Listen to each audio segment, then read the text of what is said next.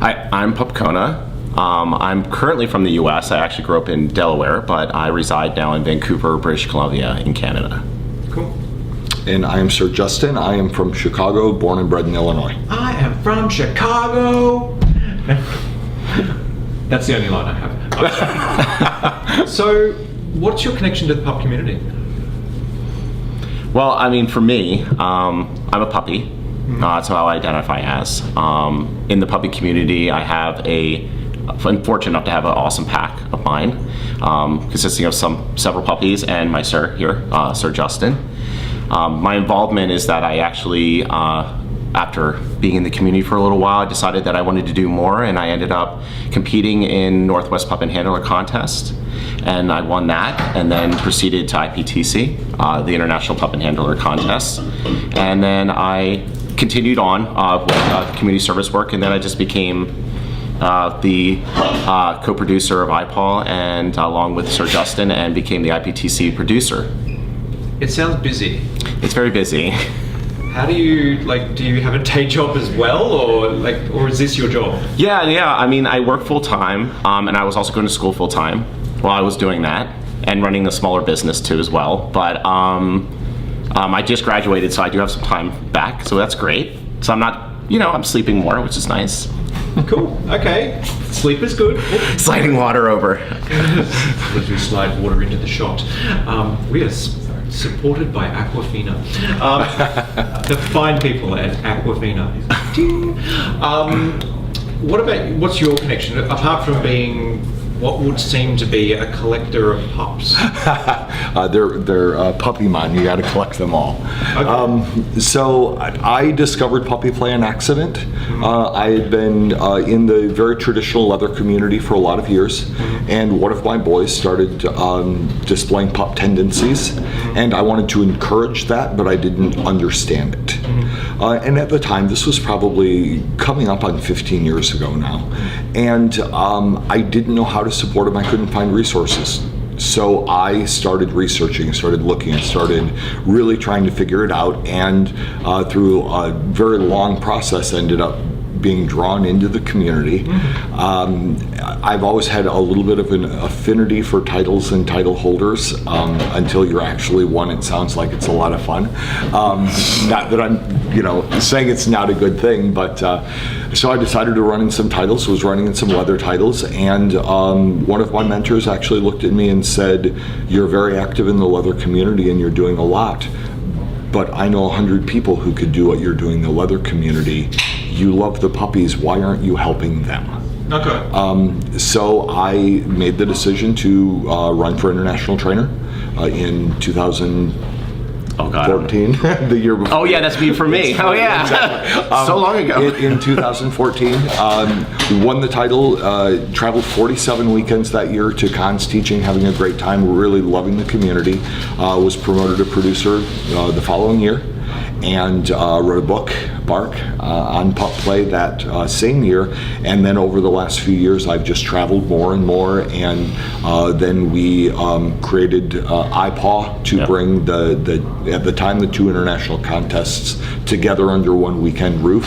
International Pup and Handler Weekend, which is actually not a contest. The contests are owned separately. They just happen during our weekend. Okay. And that's pretty much it. Okay, so let's go back. So 15 years ago, you had a boy who was showing pup tendencies. Yep. So let's talk about the pup community 15 years ago. Yeah. Compare and contrast, as they used to say at my university. Yes. So 15 years ago, if you would have, as we all evolve, if you would have asked me to describe the puppy community, I would have described it from a very leather-centric point of view. That it was definitely protocoled, it was definitely a part of a leather family, a part of the leather community. You had your sirs, you had your boys, your Mrs., your, all the way down, and somewhere down in there's also this puppy that's a part of the family, probably not quite the level of a boy, but I probably would have put them above the level of a slave. And that was sort of the world that it was 15 years ago.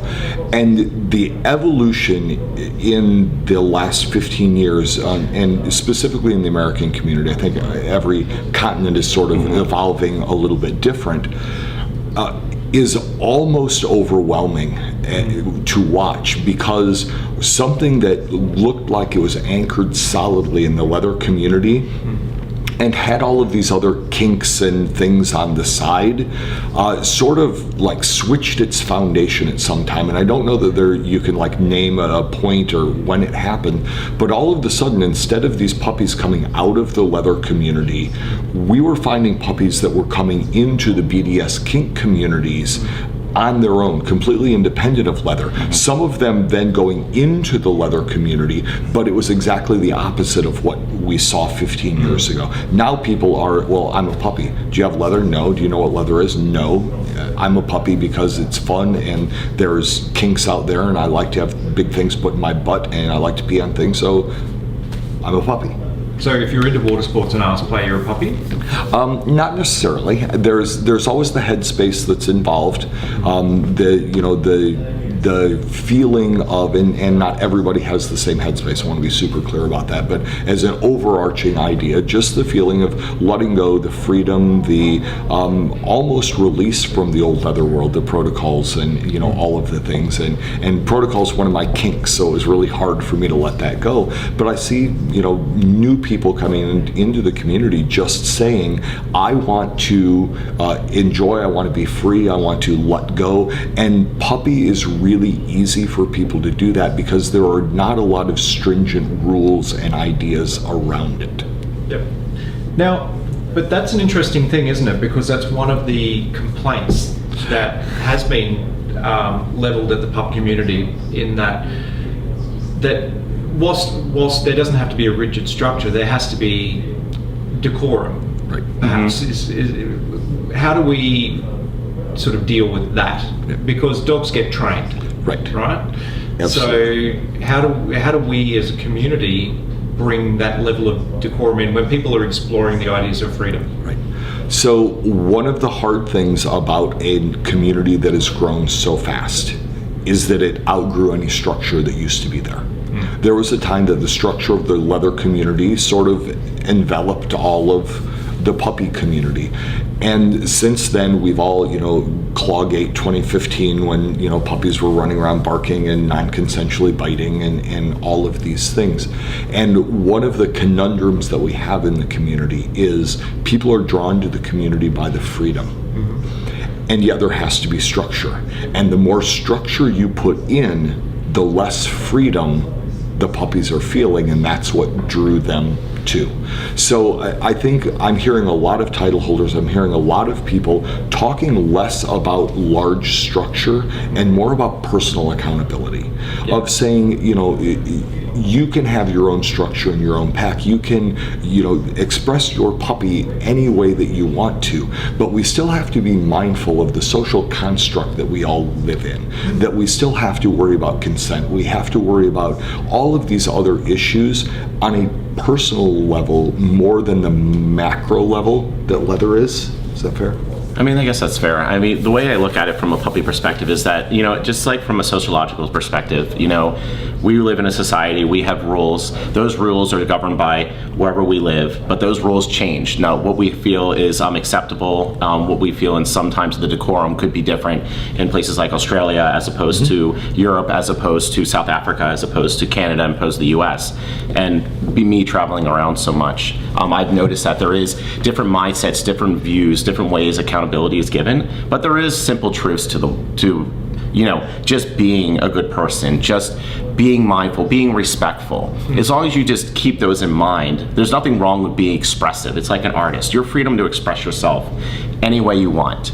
Just understand at the end of the day that, you just got to be mindful of your surroundings, mindful of the other people, and just be respectful. If you just keep those basic necessities in mind, then you can be who you want to be and how you want to express yourself, and that's what makes puppy play so great. It doesn't have to be a rigid, specific structure on how you do things, but again, like you said, you do need to understand the basics. We talk about that sense of how to behave in a space around other people.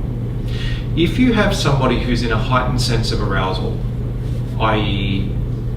pup space per se, or they may have had substances, or they may be manic, or living with an acute illness, or they may be anxious, and this is a manifestation of the way that they deal with that anxiety. And it has been said that within the pup community that there are proponents who would say that pup play is a form of treatment for mental health. And I have my own beliefs around that, but I believe in relaxation, but where do you think we sit? We have a group of people who are vulnerable. How do we support vulnerable people who may be living with illness or may be suffering in some way? Well, I mean, it's interesting that you brought that up, because I don't hear that as often from my personal standpoint, which I'm kind of, in my personal thing, I'm glad I don't. I do.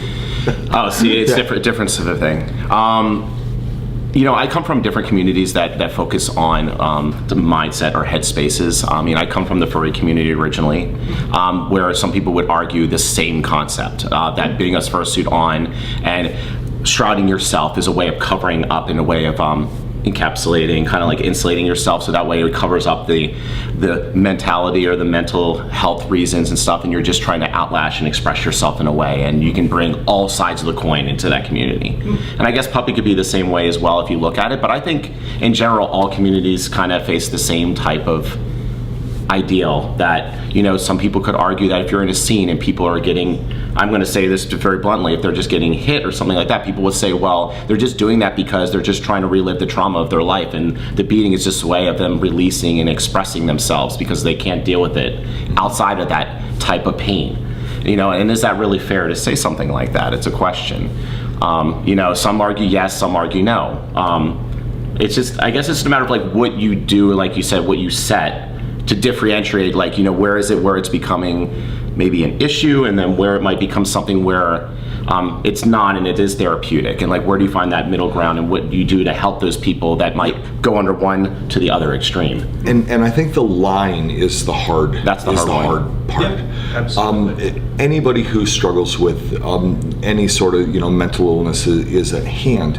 One person says, in order for me to feel better, I have a certain routine that I do. This helps, this helps, this helps.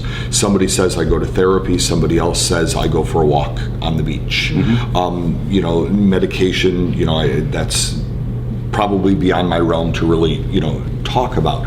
But everybody expresses themselves differently.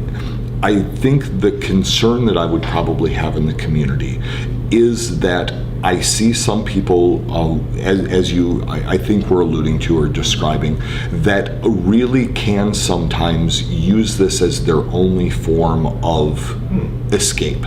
And I think that there's a difference between enjoying in a headspace and releasing and escapism, and, if I can go another step, unhealthy escapism. When we talk about alcoholism, if somebody takes a drink, it's not a problem. If somebody drinks to get drunk, that may not necessarily be a problem. Often where the problem comes in is when somebody has to use it as the form of escapism, is that life cannot function without it. And so while puppy is a huge help to a lot of people, because there is the release, there's the I'm not going to worry about what's going on at home, I'm not going to worry about next Tuesday, I'm not going to worry about the bills I can't pay, I'm going to sit here and I'm just going to think about the here and now, and that is very relaxing. We have to be very cautious not to think that that is the escape from real life, that somehow makes everything better, because just like alcoholism, when you come out of that headspace, all of the problems are still there. So the encouragement would be, if it is helpful to you, great. But if that's the only way you're looking to help mental health issues, I don't know that that's going to end really well. talk to somebody, go to somebody who's qualified to really help everyone deal with what's going on inside their head. And, like you said, the bills. Visa doesn't give a shit if you're a pup. Right. They want their damn money. And you can pup out all day long. It ain't going to pay the bills. Well, I don't know. Maybe if you set up if you do it well enough, I don't know. An OnlyFans, or Right. I'm sure there's somebody who will. Well, I know for a fact, having gone to a mosh, there are plenty of people who throw dollars at puppies. So, Yep. rock on YouTube. Yeah, exactly. But it's like for some reason we look at mental health differently than we do physical health. And if somebody walks up and says, "Oh, I broke my arm and I'm going to the doctor to get my arm healed and going to physical therapy," everyone says, "Oh my God, wow, that's terrible. Hope things work out." But somebody walks up and says, "I have crippling anxiety and depression," or "I'm schizophrenic," or all of these things, it's still taboo. It's not trying hard enough. Right. There's something. Why aren't you? Have you tried not being depressed? Well, have you tried not having a broken arm? When you look at it from a physical perspective, it seems silly. But anyone dealing with mental health issues, there's something not working correctly in the brain. Now that might be, electrochemical. It might be just long-term damage of upbringing and perspective and all of these things. But we have to get to the point that we get the help we need. If somebody broke an arm, they're not just going to say, "Oh, well, I'll put a splint on it and walk away." I mean, maybe if it's a hairline fracture or something, they can get away with that. But if somebody's got a, green stick fracture, you're going to heal maybe, but it's never going to heal efficiently or correctly. Yeah. You're never going to be able to use that extremity the way that it was intended to be used. Absolutely. And I think it's the same thing in mental health. While this might be a help for people, I don't know that it needs to be the end-all or should be the end-all. I think what we're looking at here is, let's get neurochemical briefly, if that's okay, is that people enjoy the dopamine rush of playing as a pup. Absolutely. And that's fine. Dopamine's great. But don't confuse it with, and there are plenty of people who have felt happy after a mosh. That's true. There are plenty of people who felt happy after a good flogging or a fucking or a whatever.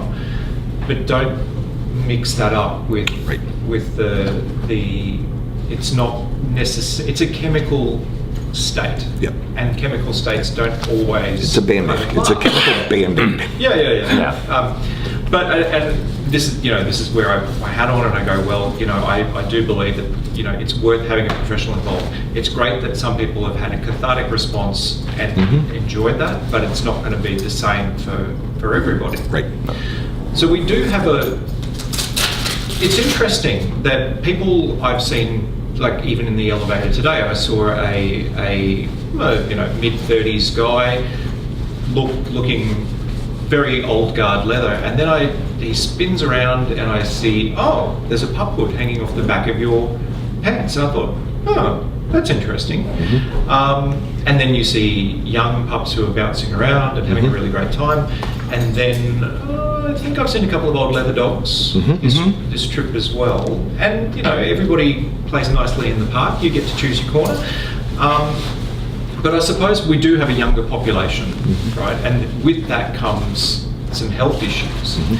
I've personally witnessed HIV shaming amongst all communities, but I've seen younger people who really, maybe I'm naive, but I honestly thought that people had a higher level of understanding of HIV, sexual health, and stuff like that. Yep. How can we work towards helping people understand about maintaining health, I suppose? So there's a lot of different facets. On this. It's very open. Exactly. This is so open, but I think as older leather, all right, as being in the community when the AIDS crisis was running rampant, and you were burying friends, and you would not see a friend for 2 months, and you would look at them and you would go, oh my God, what's happened, or you didn't have to question, you knew. Yeah, you just knew. So we, as the older community, talk about that a lot, My concern is that I don't know that we always talk about it in a productive way. We talk about it almost in a very shaming way sometimes. If you lived what I lived through, you wouldn't be going out doing this stupid shit or whatever. And I think that that's never the right perspective. I mean, not many of us ever really made great lifestyle decisions because somebody was shaming us into something. We may have made decisions that worked out okay, but that's not the point. I mean, to me, it's a lot more of really just sitting down and looking at the reality of what it means. And you know, from a medical perspective, it's going to mean something different to everybody else. You know, everybody's body's going to react differently. We sometimes treat HIV very nonchalant. Oh, well, if you get it, you take a pill a day, maybe two, and you know, you go on your merry way and everything's good, because that's become much more the norm of what HIV is. But we can't ignore the fact that that is not the reality for everybody. A large number of everybody's. So there are great anti-stigma groups out there. Mr. Friendly, you know, they're great people, and I love everything that they do. But I'm still waiting for large events, you know, like this, and I see them from time to time, but not enough of real talks of sitting down with somebody who says, I'm positive. Here has been my experiences. Here is, you know, here is what I think people need to know about my life. And I'm also going to take a stand that probably will get me in trouble at some point in life, but I've been known to be opinionated. At the end of the day, people are going to make their own decisions. And there are people out there who don't care. Who are just, well, it's, you know, no longer what it used to be, and I'll take my chances because I so enjoy what I'm doing right now that I would put a risk factor on that, and the risk factor is low enough. Which I find fascinating, because we have medical options. We have a medical option now that you can have all of the bareback sex you want, and PrEP will take HIV off the table. And that's astounding for me. So for a couple of different reasons, and we're probably going off on rabbit trail here, because that's okay. I think all of my puppies are on Truvada. Yeah, you know, I am. The puppies, all the puppies are. I'm not. Yeah. Because I have a horseshoe kidney, and my one kidney only functions at about 40%. And from the Truvada perspective now, a year or two from now, there are, you know, a lot of research being done that will change. Exactly, Descovy, that will change that. But my physician, my infectious disease doctor, I went and I had a full physical with him, had the discussion, and he looked at it and said, I honestly believe that Truvada would do more damage to your body than if you actually contracted HIV. Yeah. So because like in Australia, I would just turn around, well, depending on how much sex you were having, and anyway, we can clean that chair, it's fine. You may want to at least sanitize it. Yeah, because like in Australia, people with kidney issues, we have options like intermittent PrEP, which I understand is not available. Well, it's not endorsed here in the United States. So do you depend on, because you kind of don't have the option, so other options I'm thinking in my head is you equals you, having partners who are on PrEP, and condoms. Right. So how do you find that mix? So I think you actually hit it in exactly the right order for me. All right? Undetectable equals untransmittable. Part of the stigma that we talked about earlier that we have to understand is back to the risk factor. There is a generation of people who thinks HIV equals transmission, you know, all of these horrible things. And their reality is that if somebody is undetectable, that it is, I'm going to say scientifically difficult. Has it been? No, I don't know. Absolutely it is absolutely proven that that it cannot be transmitted. So at what point, you know, do you rely on that? And the point is now. So then that goes to, having the discussion with partners. And if anything I see in our community, I think that's where the problem actually lies. People don't have the discussion anymore. There was a time when, the back room, the bars and the, places I were, that you had that discussion. If somebody walked up and started playing and they hadn't had the discussion, I've literally heard people turn around and say, you don't want what I have, because somebody wasn't having the discussion with them. And I think because HIV is now, we look at it like diabetes, it's just something that you manage, you take a shot here and there and everything's good, that we don't have the discussion. The discussion is important. Beyond that, while I am really, really hypersexual sometimes, I'm a sexual camel. I go through my, phases where I need the water and then I don't.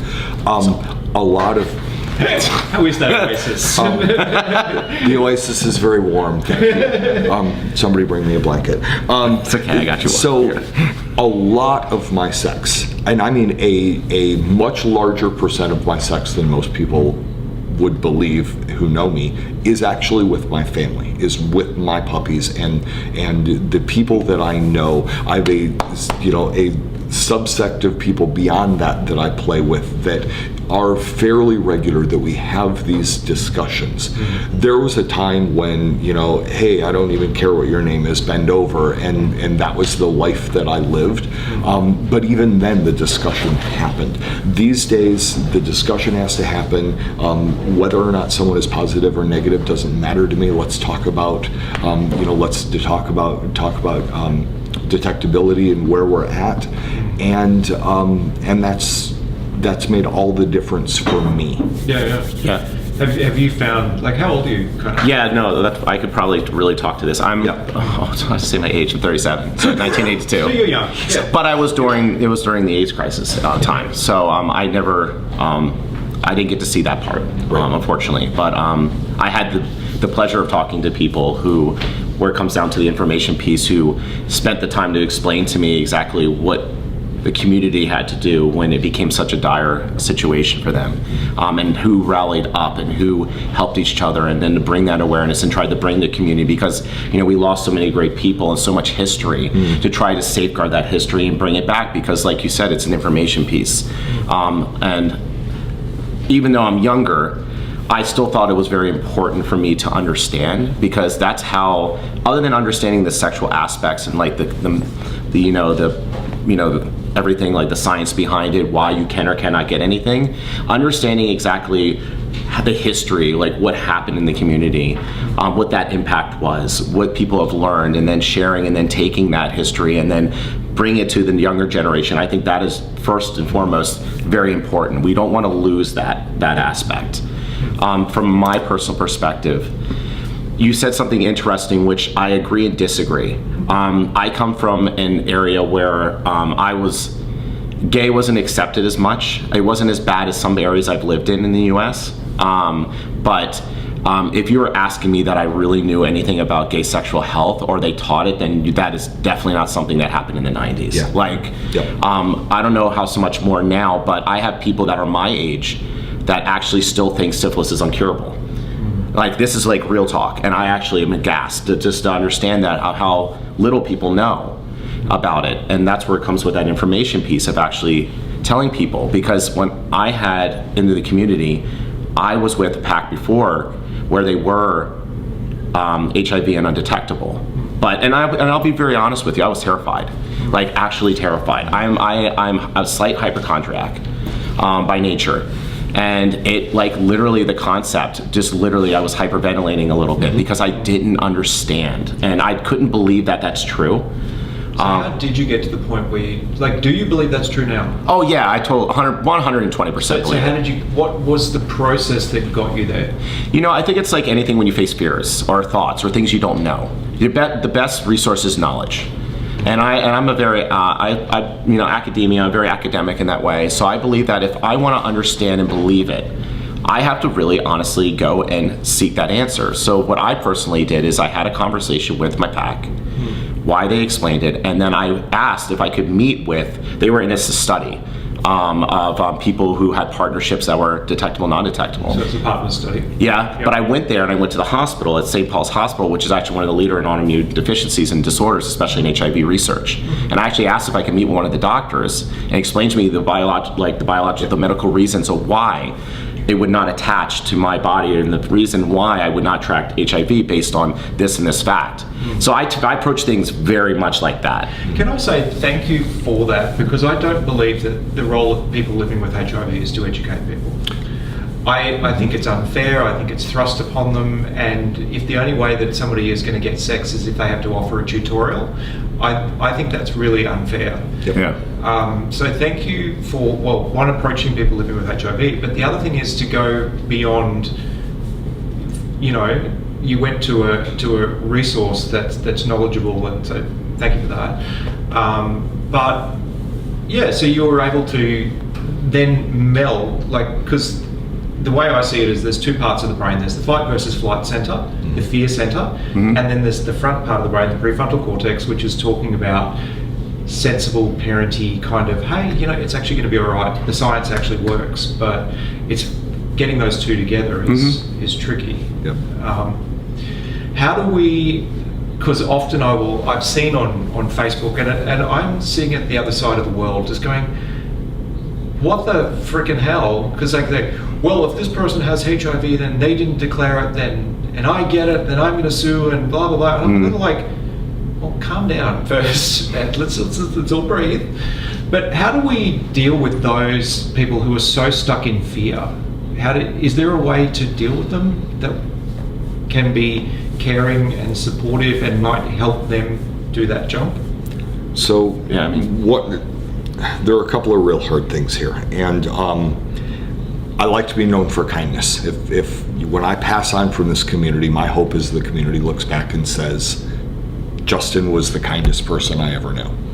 That said, there is a certain amount of my life where I will say, and you hit on it a little bit, it is not somebody else's responsibility for my education, or their education as the case may be. And somebody who doesn't want to go to a source that is truly going to educate them, there is a part of me that comes to a point where I want to say that I'm not going to waste my time, and this is a really strong statement, but I'm not going to waste my time explaining to myself to someone who is like dedicated to misunderstanding. So I think there's a difference between people who want to understand and people who want to live in that, you know, in that fight reality or whatever it is. So the part about our community that bothers me, and I've seen this, putting together classes for iPod, the things that we do, we have people come forward, virologist, a friend of mine who said, I'm going to come and I'm going to really look at this. He literally does research on the subject, and 3 people will come to the class. Yeah. And while those 3 people, hopefully they went out and told 3 people, and you know, you hope that that ripple effect happens. At some point, you can't force somebody to want to take in that education, which is really hard when it's this important. So where is the answer? I think the answer is honestly destigmatizing it for the most part, so that people actually have the discussion. Because right now I think it doesn't happen often enough. And when it does happen, it's going to be at this level down here. Instead of saying, hey, I have a puppy who's HIV positive, we're in a serodiscordant relationship, and you want to know how scared I am? 0. Because I understand what to do and what not to do, and you know, just this whole number of things. I always kind of, it's with a sense of sadness when I have friends or people, acquaintances who go, well, I don't know anybody who's HIV positive. I said, well, actually you do. It's just that they're fearful of telling you because Right. you're a dickhead. You know. That's fair. That is fair. That is fair. Yeah. Anyway, so yeah, and which makes me wonder, from what you've said, is that didactic teaching may not, we may be part of educators, and the 3 of us who I would consider as known educators, is that we need to look at are there other avenues that we could be exploiting that that if people won't come to a lecture, then that's fine. You know, what do we have to do? I don't know. And there's so many different aspects that we can do. You know, social media is a very strong tool alone. You know, having conversations like these is just one step towards a greater whole. Like they said, you know, even like throwing a small pebble in a pond can create quite a ripple effect over time. You know, we eventually want to get to what you call is like, you know, a social shift, where eventually it becomes the norm to believe this type of understanding. And you got to think about history in itself, you know, from slavery, from like, you know, our fights and stuff, Stonewall, like all these things that happen. It doesn't just happen, unfortunately. And we wish, even in this day and age with so much resource, so much information that you can Google anything, that within like 5 minutes, someone's like, oh, I get it. I understand now. Like, it doesn't work that way. But still creating those avenues, like maybe having those conversations, using social media platforms. And, you know, people want to go a step further, maybe going to the schools and say, hey, what is your education like? You want to have a talk? Because, you know, sometimes even starting those with younger generations, it doesn't have to be our community. It has to be the world as a whole. It needs to start focusing, going back to the thing, on mental health for everyone, you know, for sexual health for everybody, not for just this very in your lane type of idea. You know what I mean? Well, I don't have the answer, so I'm not going to pretend I have the answer, but we do have to look really beyond conventional forms of education. You know, we look at our country that you just brought up, just sparked something in my head. We have more knowledge at our fingertips right now than we have ever had in the history of mankind. Yet, what has that done for racism or misogyny or you know, any of these things? The information itself is meaningless unless somebody has the motivation to make the application. So the question is not the education, it's the motivation. And I don't know how you motivate people to want to learn and do better. And probably one of the biggest learning lessons I got, I went to AIDS 18 last year in Amsterdam, and one of the biggest lessons I got from that was nothing for us without us. That a lot of well-meaning people come in and say, well, we're going to do. Like, it would be like having, I don't know, a heterosexual Hellfire member come and lecture on pup play, when really I think we need to find people within our own community and empower them to have their voice. We need people of colour, we need trans pups, we need, I'm not in a position to make a resource. I can help somebody make a resource for a trans pup, imagine a trans black pup. I want them. I want them there, because then they're a hero. For someone else. I'm going to, a shameless plug for a second, in International Puppet Handler Weekend, the weekend that we produce, we had to make a fundamental shift, and one day something broke in my brain, because I have always been I'm going to go be the advocate, I'm going to stand up there, I'm for whatever reason, I'm given that platform. That platform's handed to me, whether it's education, at an event, and I get up and I'm going to grab that microphone and I'm going to be an advocate for all of these underrepresented communities. And what we're finding is, no matter how much we're doing that, is, cis white men, their voice is not getting bigger. And at some point it's like, what are we doing wrong? And at one point, and this happened as we planned iPod 2 years ago, that we sat down and said, the problem is, I don't need to get up on the microphone and tell everybody about somebody else's journey and what they need to do. What I need to do is surrender my platform to the person who actually needs to do this. And so we literally sat down intentionally and said, it's not enough to say, people of color, trans, all of these are perfectly, we want you at our events. It's not enough to say that. We had to sit back and say, who are our educators? Who are giving our keynote speeches? Who are our judges? Who are the people that are making all of this happen in the background? Because it's not enough to say, we have to do. And as we started surrendering our platform to these other groups that really needed the platform for themselves, things started to change. It was a fundamental shift. And it's because the people who are actually going through the experience are able to share that experience. And by the way, sometimes that experience influences me in ways that I never thought it could. I'm a cis white man. I think I get it all from, and then somebody comes up with a perspective of something, and I'm just like, holy shit! I never in a million years could believe that somebody has gone through that in their life. And I think the application's the same. People who have been there are always going to have a bigger influence than people who are talking about sharing the experiences of somebody who's been there. Yeah, absolutely. And even simple things. I was in a store in Austin, and they had a plastic form that was really oddly shaped, but it was designed to make a penis shape into it. And I was looking at it going, that's a really weird shape. That would be super uncomfortable. And the guy says, it's not for you. It's for a trans man. So you can put it down and things. And then I was like, no, I'm not putting it down, because now I want to learn about it. I want to look at it. I want to understand this anatomy. And it's like, oh, wow, that's really cool. And that sometimes we have to stop thinking and stop being such arrogant fucks. Yes. And go, this isn't for me. This is for somebody else, for their enjoyment. And that's okay.